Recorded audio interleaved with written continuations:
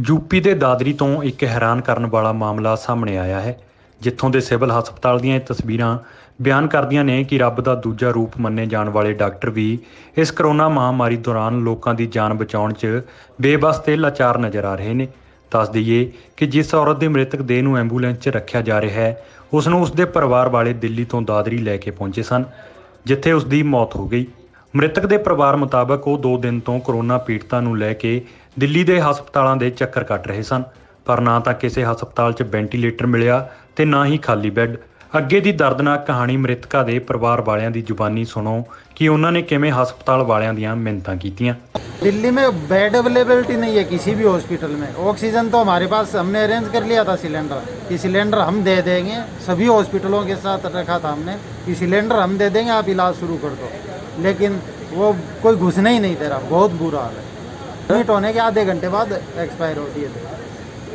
तो हमें 2 दिन तो दिल्ली में अस्पतालों में घूमते घूमते ही लग गए, सबसे हाथ जोड़ते जोड़ते जोड़ते जोड़ते कि ले लो जी ले लो जी ले लो जी। जब किसी ने नहीं लिया तो लास्ट कोई चारा नहीं बचा, ये ज़्यादा तड़पने लगे तो फिर हम दिल्ली से बाहर की तरफ भागे।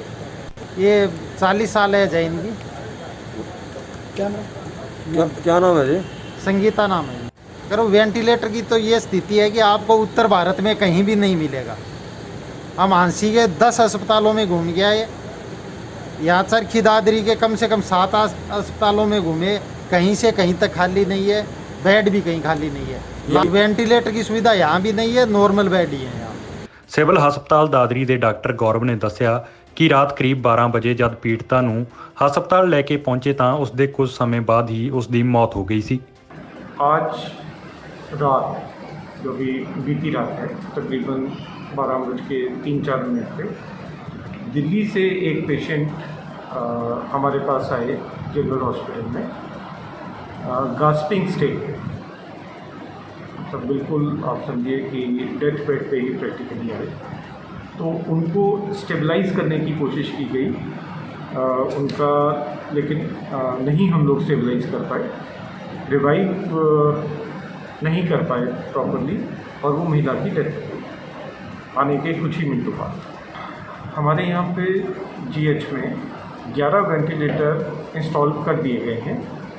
इनके लिए, इनको चलाने के लिए हमारे पास 2 एनेस्थेटिस्ट हैं। बाकी जो सपोर्टिंग मैन पावर है कुछ ट्रेंड है, कुछ को हम ट्रेन कर रही हैं। इसके अलावा लॉन्ग टर्म केयर के लिए वेंटिलेटर पे जो पेशेंट होता है, आईसीयू में पेशेंट होता है, उसके लिए फिजिशियन की ज़रूरत होती है। तो फिजिशियन के लिए हमने सरकार से बार बार डिमांड की है, पिछले साल भी की, इस साल भी कई बार डिमांड की है। सरकार ने अभी रिसेंटली हमें श्योर किया है कि 2 से 3 फिजिशियन हमें भेज देंगे। तो बेसिकली जो हमारे पास एनेस्थेटिस्ट हैं वो कुछ देर के लिए तो वेंटिलेटर पे पेशेंट को रख सकते हैं, लेकिन उसके बाद लॉन्ग टर्म केयर के लिए फिजिशियन को होना ज़रूरी है।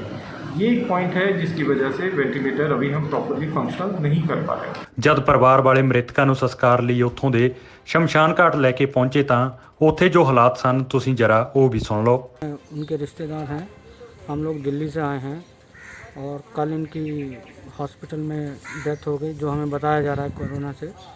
लेकिन डेथ तो हो गई, वो जो नुकसान हुआ वो तो हमारा हुआ ही हुआ, लेकिन उसके बाद यहाँ पे शमशान के अंदर भी हमें कोई किसी तरह का कोई भी प्रशासनिक या यहाँ से शमशान समिति या नगर पालिका या हॉस्पिटल का कोई कोऑर्डिनेशन या कोई कोऑर्डिनेटर जो अब अंतिम दाह मतलब संस्कार में हमारी मदद कर सके या कर सके।